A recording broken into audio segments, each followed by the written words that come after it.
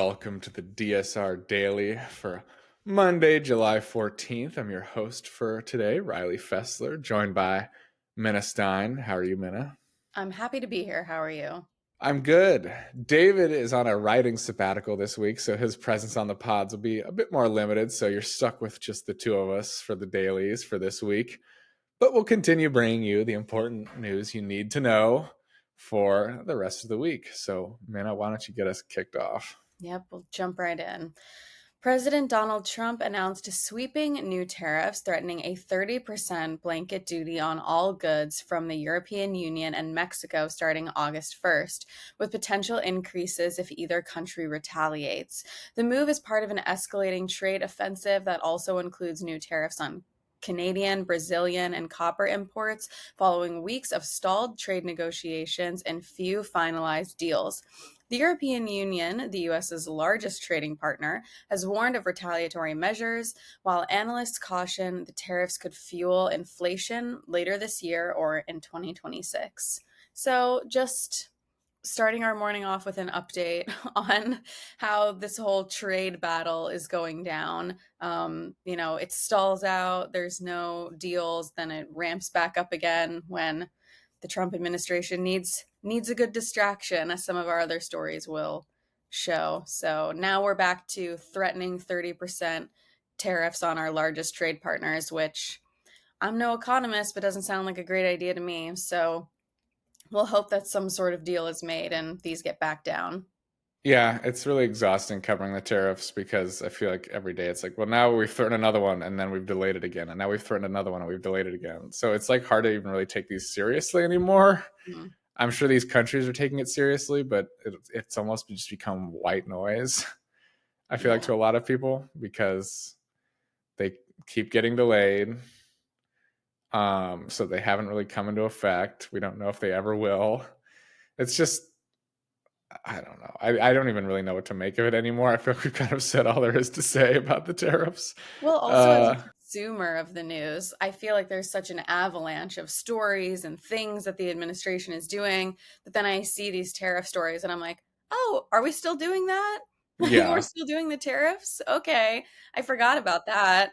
It's just like such a barrage of content and information and like new things that are going on. Then when they throw the tariffs in there, it just feels like just one more extra little piece of bad news on yeah.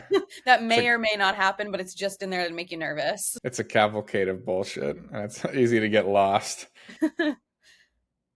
Well, shifting a little bit, nearly two-thirds of the lawyers in the U.S. Justice Department's federal programs branch have resigned or announced plans to leave since President Trump's election, citing moral and ethical concerns about defending controversial administration policies.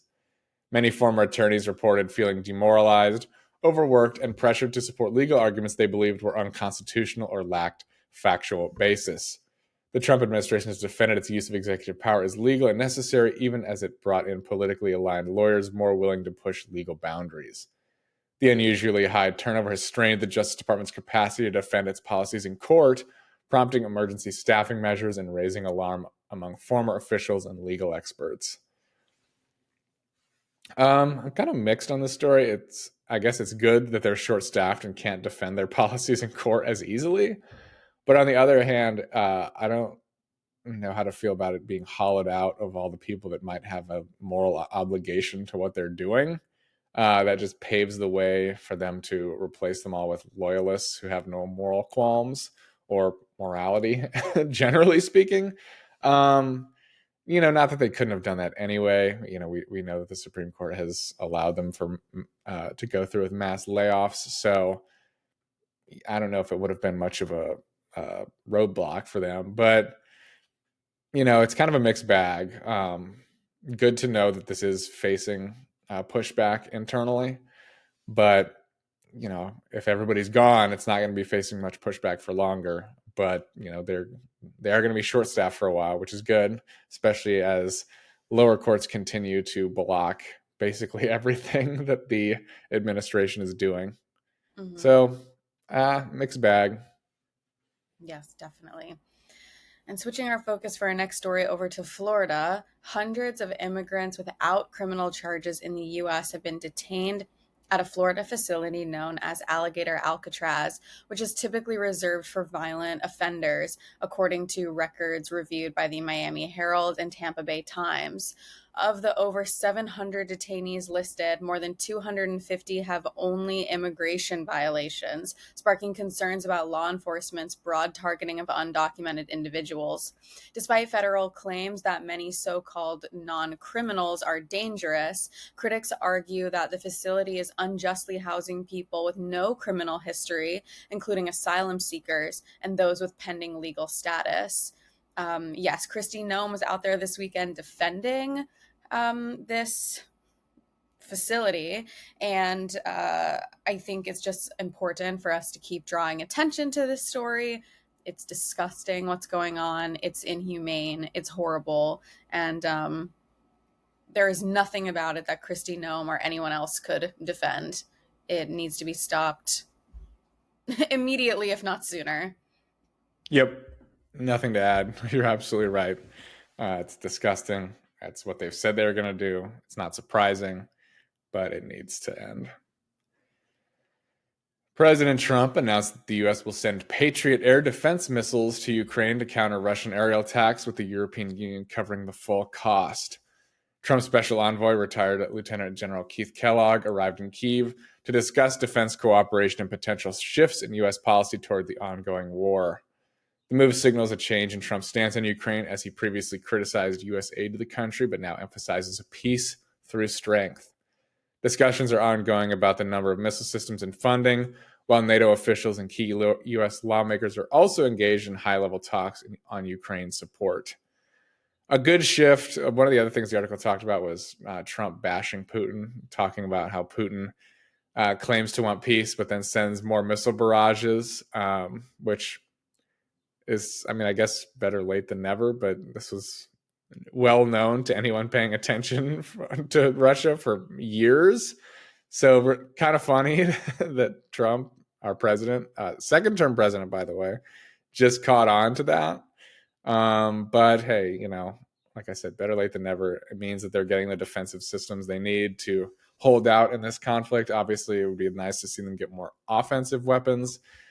But hey, you know, I think the Ukrainians will take what they can get.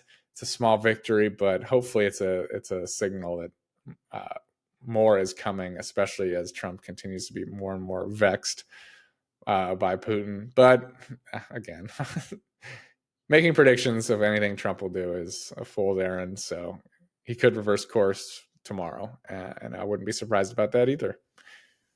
I don't think anyone would be surprised. Can't be surprised about much these days. And to close out with an apology, because this story is not great to be ending on, so apologies. But back to our Homeland Security Secretary Kristi Noem. Homeland Security Secretary Kristi Noem said President Trump wants to, quote, remake FEMA rather than dismantle it, aiming to modernize its disaster response by involving broader federal resources and demonstrated in the Texas flood relief efforts.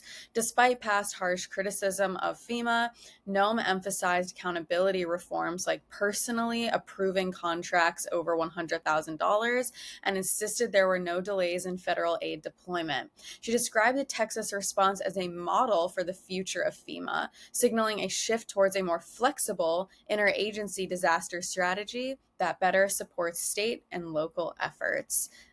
Yes, this is a very disappointing story because of many reasons, but also the response in Texas wasn't good, and it shouldn't be a model that we are striving for. We should be, sure, fixing things, but not making them worse, making them better, making sure people have access to disaster relief that they so desperately need, like the people in Texas who deserved better than what they got. So this was a very gross statement from Kristi Noem, as she often makes, especially on top of everything that she was saying about what was going on in Alligator Alcatraz and how that was so amazing. So just a really disappointing barrage of remarks from the Homeland Security Secretary this weekend. Yeah, I mean, you can't argue that you're making the agency more flexible in the same time that you're making it so you have to personally approve grants over $100,000, which I have to imagine is going to be most disaster relief Right. grants. FEMA should be kind of operating on its own rather than requiring Kristi Noem, a political figure, a very political figure, approving every single action. This makes me believe that blue states and red states are going to get different treatment, which is something that Republicans have accused FEMA of doing in the past, even though it's not true. Red states have historically received more aid just because they often get more natural disasters than blue states. As is the case with Texas.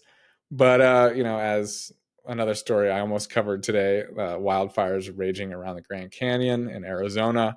Another matter that is going to require FEMA attention.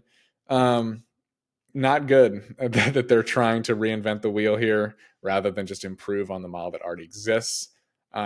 It should be renovating FEMA, not remaking it, because anything that this administration tries to remake or touch is usually changed for the worse. The changes we've already seen in FEMA are for the worse. Their funding being diverted to build a prison in Alligator Alcatraz, as you discussed previously. Not an intelligent use of FEMA funds. Those are funds better allocated to actual disasters, not just raiding the coffers for a different project you want to work on. So I am not heartened by this. I think they have realized with the Texas flood that they can't really do exactly what they wanted to do with FEMA. It seemed like they were basically planning on gutting it. I think now they realize they can't. Yeah. So they've definitely changed their rhetoric at least a bit, which I guess is good. But anything they're going to change is going to be for the worse. So any change is bad, but maybe the very slim silver lining is I don't think they're going to go through with a total destruction of FEMA that they had gestured at before. So I guess that's good, but I'm a little scared for what the future holds, as I am with all these stories, frankly. But it is what it is. It's our duty to bring you the news you need to hear, even if it's not always pleasant. And we will continue to do that for the rest of the week. We've got the daily blasts coming out every day as well. So you'll have plenty of podcasts, even if it's not our usual load of podcasts without David. But there'll be plenty to hear right here on the DSR network. So until we see you again, bye-bye.